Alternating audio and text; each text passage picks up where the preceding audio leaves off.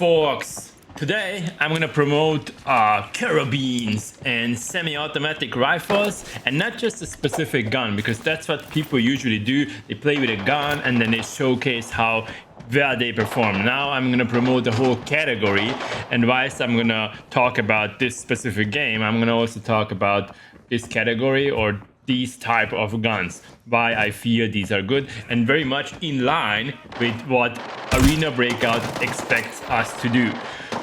So first of all, it's not a sniper, okay? So you don't need to play like you would be playing a sniper.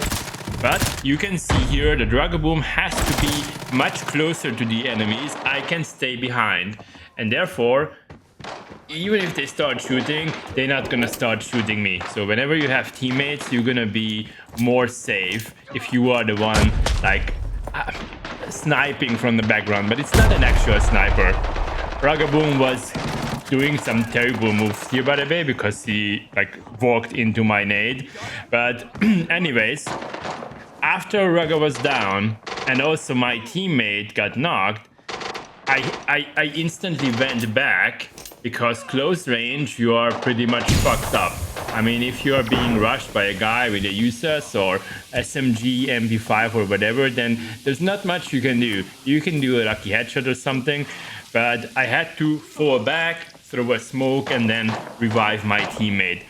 So that's the beauty of these type of guns, that you're going to force yourself into being a bit more passive instead of very pushy, because most of the players think that if you have an SMG or an AR, then you have to like get close to the enemy, and or the other way around. If you are not having an automatic weapon, then you're not going to push, and in most cases that's what you should be doing with an AR as well, not just headlessly like pushing forward. But at least this is how it works for me. If I playing this type of this gun, T88 or M110, M14, Mini 14, BM59, I'm playing differently. I'm playing smarter. Maybe that's what I'm trying to say, smarter. Look at the positioning. My positioning was simply perfect, because the guys, I can see the sound prints, but I have a teammate closer to them, so they cannot run in. He's protecting me and I'm protecting him. So I don't know how many people we killed so far, like 4, 5, I don't know. I think we killed 2 full teams, so 8 people in total during this first fight. So that's that, positioning, distance, and even if you are facing not Timmys, because these squads are, well, maybe not Timmys, but they didn't run like high-end equipment. So even if you are facing like, you know, chats, then you can still take advantage from these type of weapons, because you're gonna have the distance. And what do they usually do? Running with fours with a 1x scope.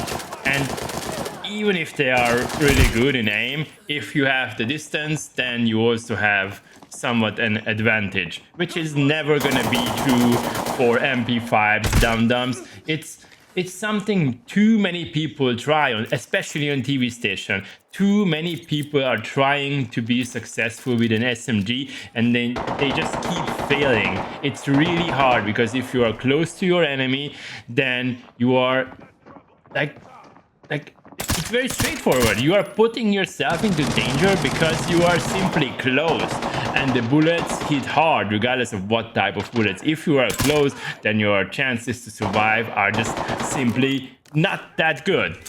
Anyways, another thing, guys, what else is really good. By the way, another shady grenade moment. Did you see that?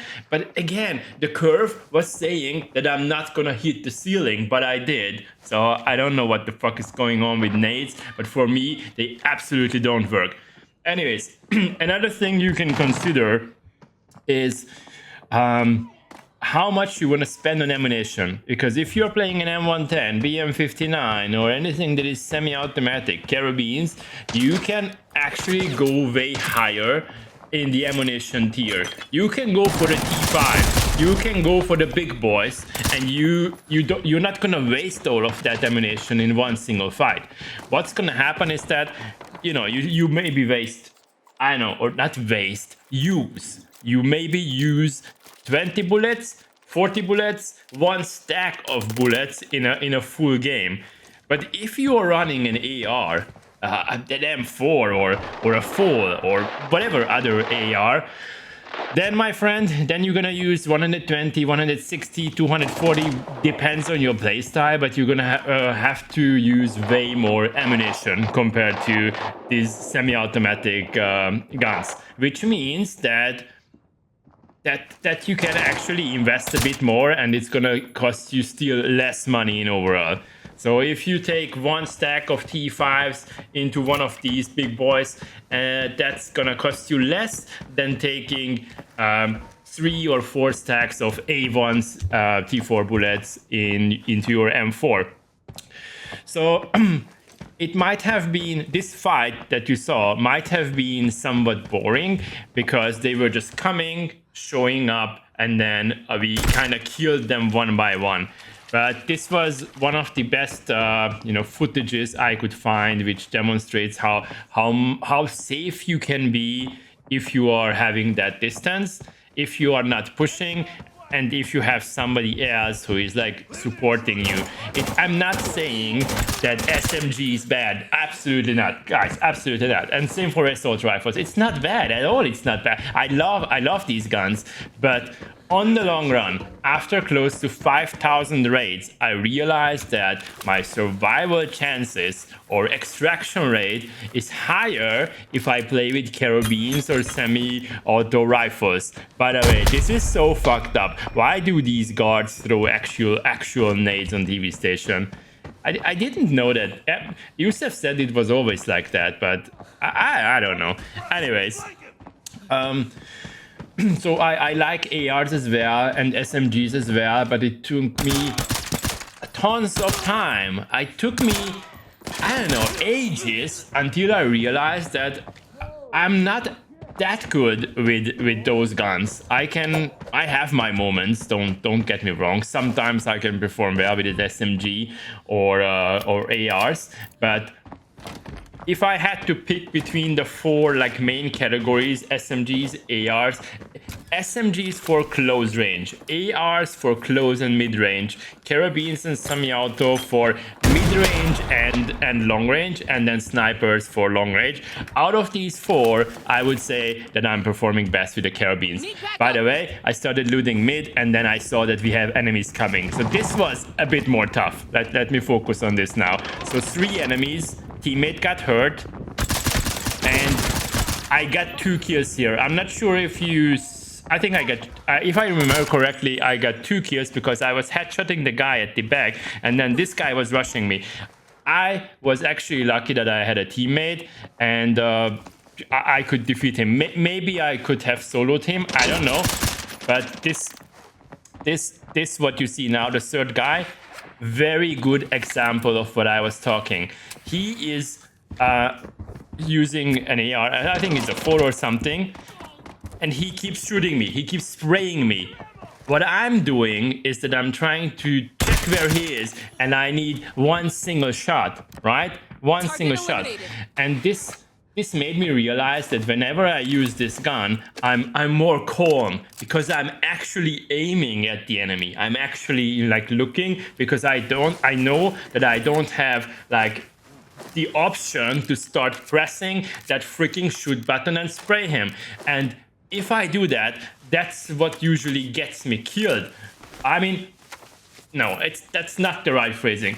If I start shooting and spraying, then it often happens that I'm not hitting the enemy. Like, and I could even say that my aim is trash, but it's not if I have to precisely aim. But if I have to aim with an AR, especially long range or mid range, then sometimes I just screw it up. So overall in this game, not sure if you were counting or paying attention, I had 7 kills. Yes, I had some support from my teammate with a close range weapon. I think he was running a USAS, but it's good proof that it works. and not just on TV. I would say that this works even better if you're not on TV, like on Farm, Valley, Northridge, Mine, on every single map. This gun works.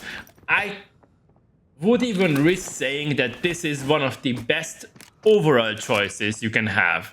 Okay, AR, definitely, it's gonna be always superior. Everybody's gonna say that AR is the best, but taking every single aspect of the game into consideration, carabines and semi-auto rifles might be the overall winners of the game. That's it. Let me know if you agree. Hope you enjoyed, and see you next time. Ciao. Bye.